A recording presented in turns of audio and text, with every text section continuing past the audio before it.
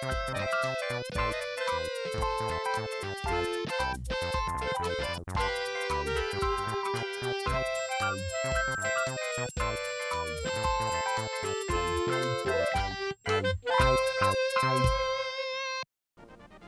back to Goldwynn Dinner Club. I'm Grif.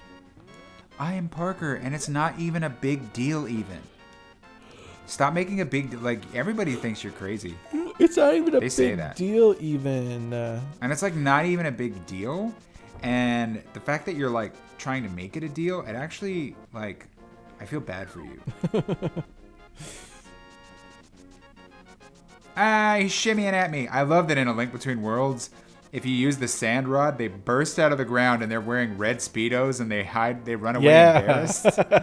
I just love that, dude. That's what Zelda's all about. Wacky, goofball, shenanigans. Also, look at his little sprite. Do you see that I'm wearing gloves now? Silver gloves.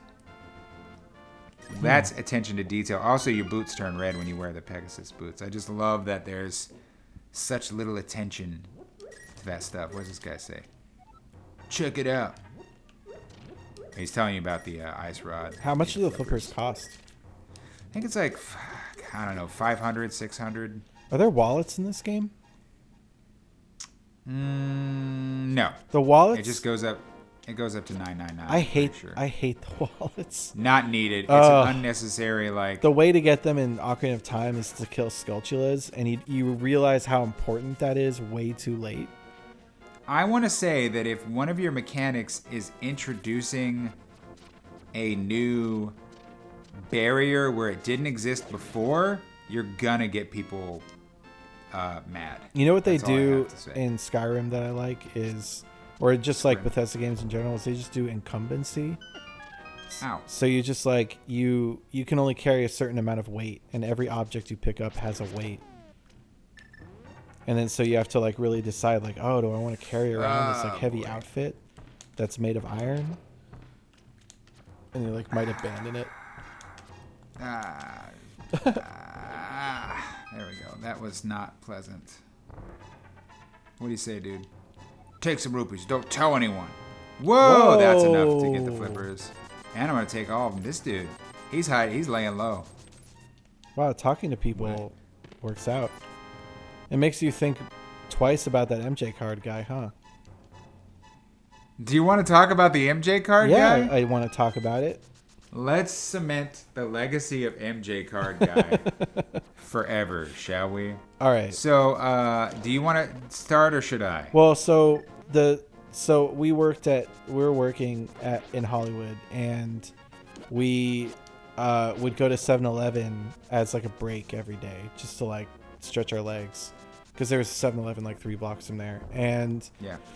So it's like a daily routine for us to just do that. Everybody at the studio did that.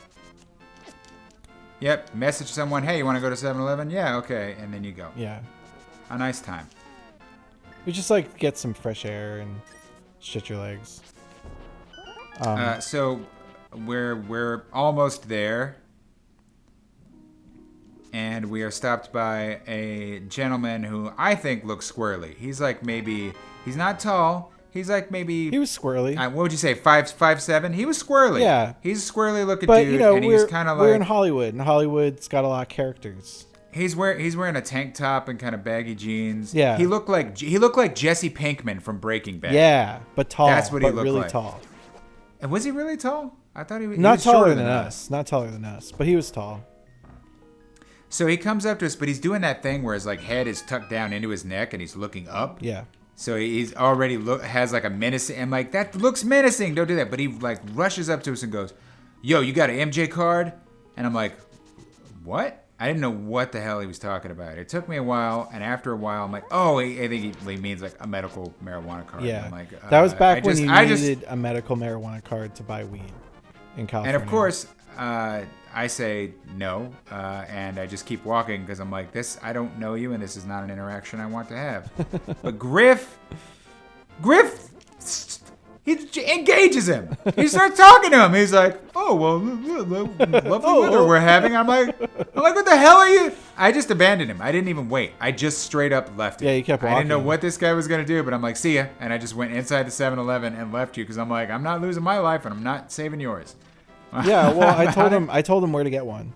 Because there was one really close That is by. not what he wanted. What he wanted was someone to give him some pot. That was it. Yeah. That's what he wanted. Yeah, but I thought at least I'd help him out. And I just want to say, if what you're doing is going up to people and asking them for pot, like, just do that.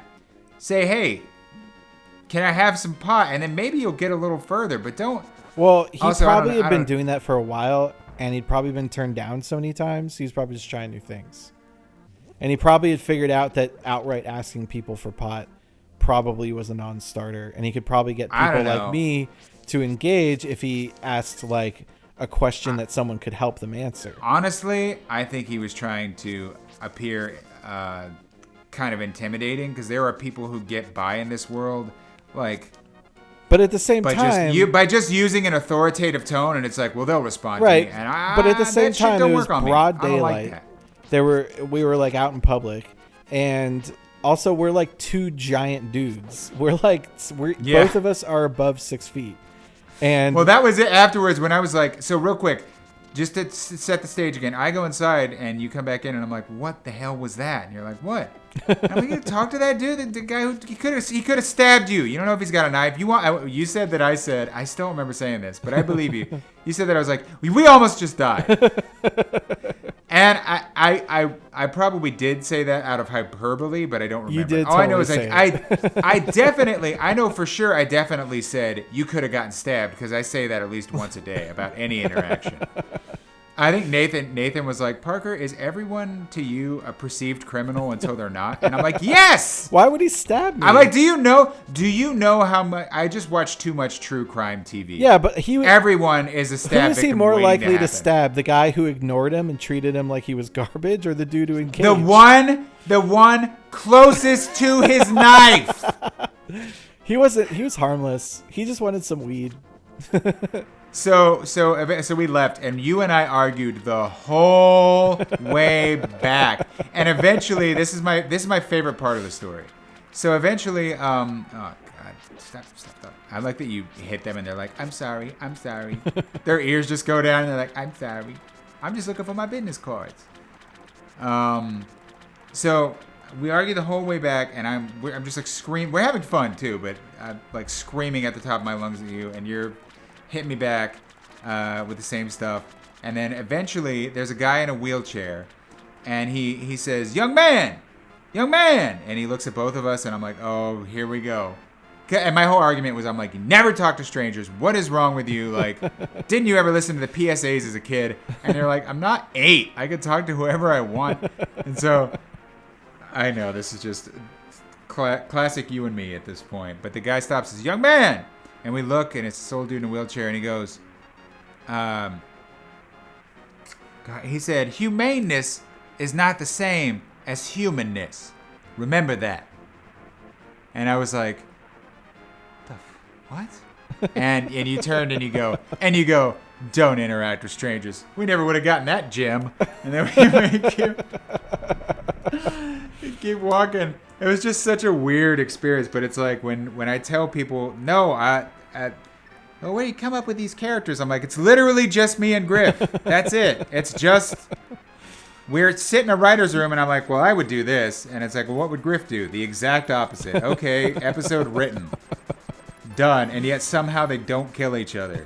It's just, we enjoy each other's company that much. If anything, if that guy was going to stab someone, if anything, I saved you by disarming him and making him feel heard. I love that you've immediately find a way to not only be right, but to also be the hero of a story that does not have a hero.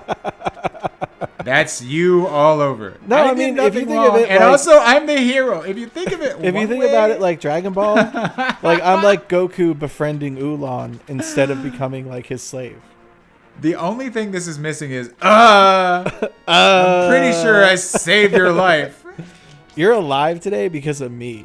Okay, so $20, buddy. You're welcome. Oh, you need money necessary. Oh my God. I don't always ask for money when I say Also, I vibes, just want to say again, but I do one last time. Appreciate it. I think MJ cards are a thing of the past. First, and They just are, the fact yeah. that he calls I it mean, that you is can insane. still get them.